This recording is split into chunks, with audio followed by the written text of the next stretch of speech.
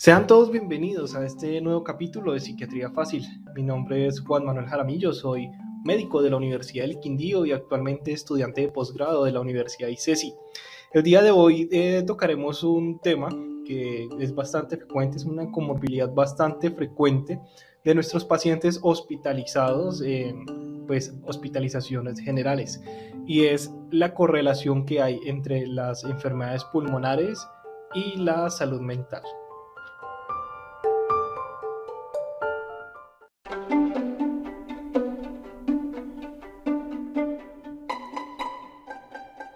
Dado que el abanico de patologías pulmonares es bastante amplio y todas de una u otra forma intervienen en la génesis de síntomas en la esfera mental, pues recordemos que la respiración es uno de los procesos fisiológicos fundamentales para la vida. Desde la respiración a nivel mitocondrial hasta la respiración pulmonar de todos los mamíferos o la respiración que realizan algunos peces, por ejemplo, por ósmosis, es algo fundamental para la vida. Y es que es justo por ello que algún fallo en este sistema tan importante pues puede desencadenar algunos síntomas en relación a una respuesta de estrés que puede llegar a comprometer la vida. Sin embargo, dado el gran abanico de patologías en la esfera mental que tenemos, solo abordaremos unas cuantas en este podcast, como lo son el asma, el EPOC, la sarcoidosis. Hablaremos también sobre los efectos psiquiátricos de los fármacos utilizados en la enfermedad pulmonar y hablaremos también un poco acerca de la farmacología de psiquiatría en los pacientes con enfermedad pulmonar. Así que atentos.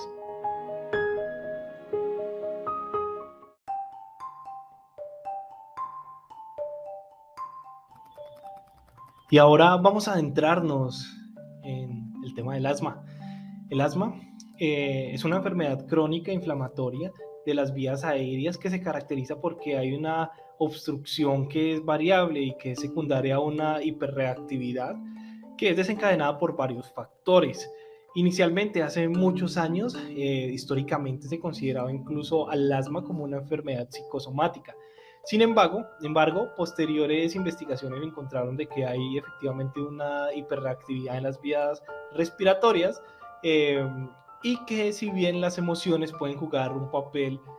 gatillo en las crisis de asma, no necesariamente son las causantes de las mismas. Y es que los pacientes con asma pues tienen una mayor riesgo de presentar algunas comorbilidades psiquiátricas, como lo son específicamente hablando de la ansiedad, la depresión y una alta comorbilidad con trastorno de pánico, llegando a encontrar en series, en varios estudios, un promedio de entre el 6.5 al 24% de los adultos que tienen asma están con comorbilidad con trastorno de pánico. Asimismo, se ha encontrado que también este trastorno de pánico tiene un mayor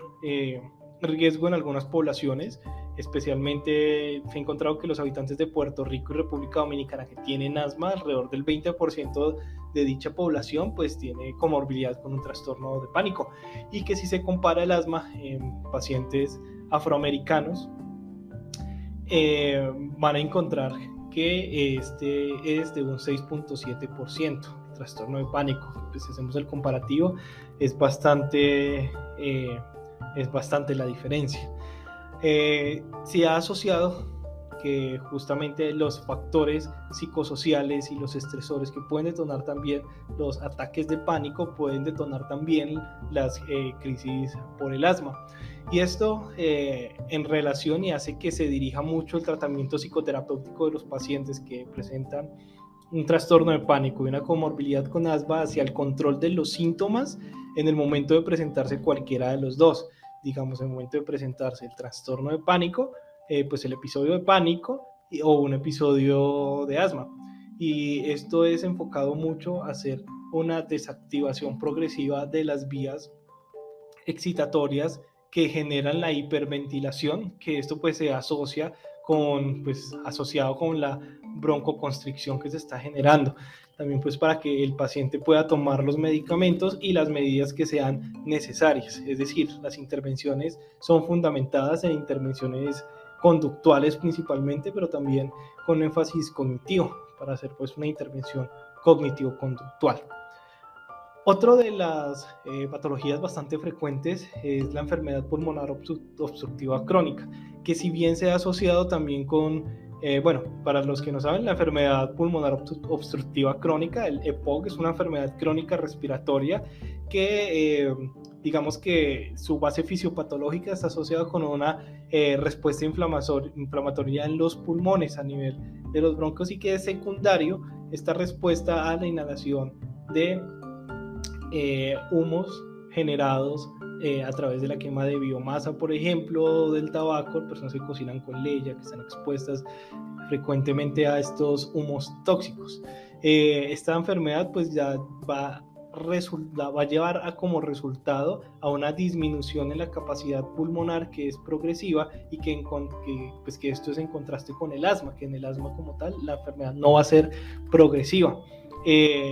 No es reversible, solamente es parcialmente reversible, y lo que se busca generalmente con el tratamiento es mejorar los síntomas de disnea y pues evitar la rápida progresión de la enfermedad. El EPOC tiene también varias comorbilidades con trastornos psiquiátricos, pero digamos que el más estudiado es el trastorno de ansiedad y depresión, que llega a ser también un poco más frecuente en la población de pacientes que tienen EPOC versus la población general, encontrándose que en los pacientes que tienen EPOC una prevalencia de depresión según mencionan algunos estudios, de un 15% a un 20%. Y esto incluso puede llevar a que los pacientes presenten unas exacerbaciones mayores. En un estudio publicado en el año 2019, se encontró que los pacientes que tenían EPOC y tenían una comorbilidad con depresión, pues tenían una media de exacerbaciones de 2.21 cada año, ¿sí? 2.21 si no tenían comorbilidad con depresión. Si tenían comorbilidad con depresión, era de 2.8 exacerbaciones. Entonces esto lo asociaron con un mayor número de exacerbaciones moderadas a graves que requerían pues manejo intrahospitalario. El tratamiento psicoterapéutico también para el EPOC es basado en terapia cognitivo-conductual, con un enfoque muy similar al enfoque del asma, y es en manejo de las crisis, manejo de la respiración, y buscando pues que el paciente tome decisiones más claras en un momento de crisis. En la sarcoidosis, que pues es una enfermedad que es caracterizada por unos granulomas que no son caseosos, que están a nivel de nódulos linfáticos, los canales pulmonares y en otros tejidos, pues los pacientes también pueden tener un mayor riesgo de síntomas depresivos y síntomas ansiosos. Incluso también se ha asociado con ataques de pánico, y un 6.3, en algunos estudios 6.3% de los pacientes pueden tener un diagnóstico de un trastorno afectivo bipolar. Hay muchas otras condiciones a nivel respiratorio que pueden ser potencialmente asociadas con patología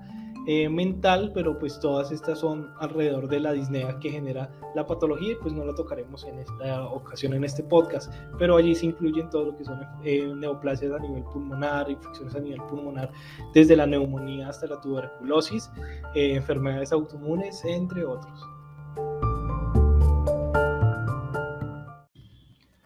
Y algo que debemos tener en cuenta cuando estamos abordando a estos pacientes es también la hiperventilación. La hiperventilación puede incluso ser considerada como un síndrome que se caracteriza porque hay un aumento en la frecuencia respiratoria, lo cual pues va a llevar a una reducción en la presión de dióxido de carbono, y pues va a dar diversos síntomas en relación con esta disminución, digamos como lo que va a ser desconfort, sensación de mareo, puede presentar una angina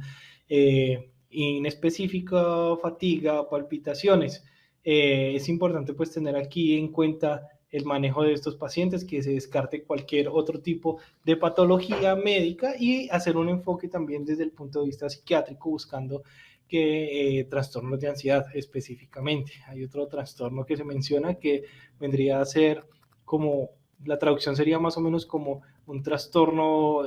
por síntomas somáticos con tos, o una tos psicogénica, o una tos tic. que este es descrito como una condición en la cual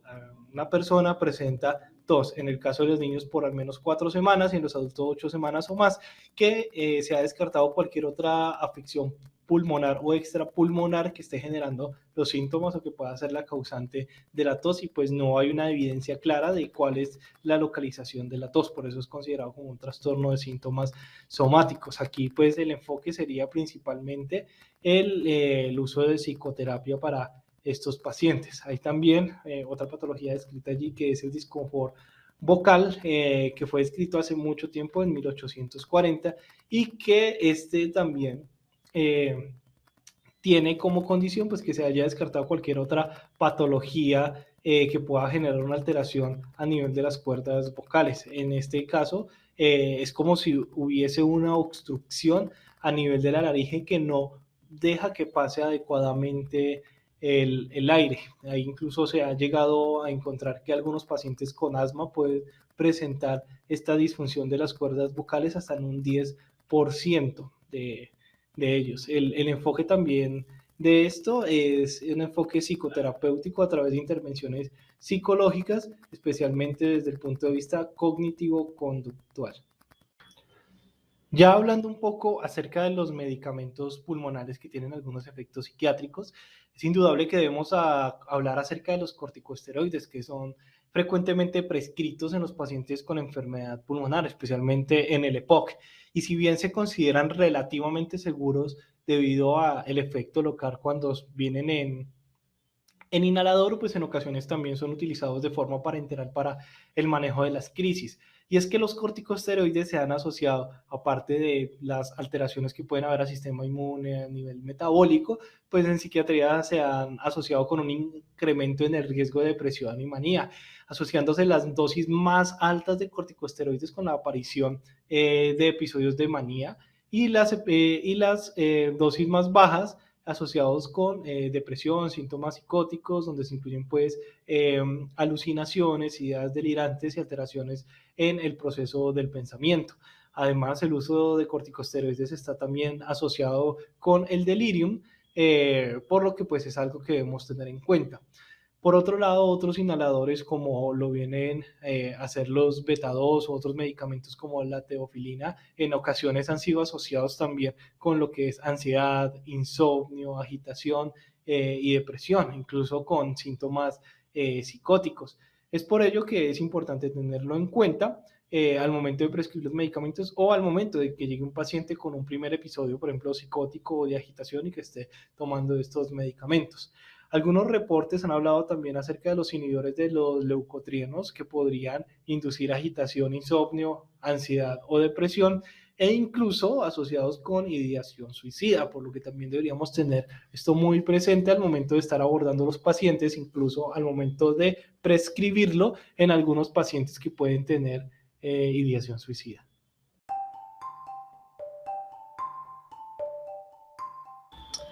Bueno, y cuando hablamos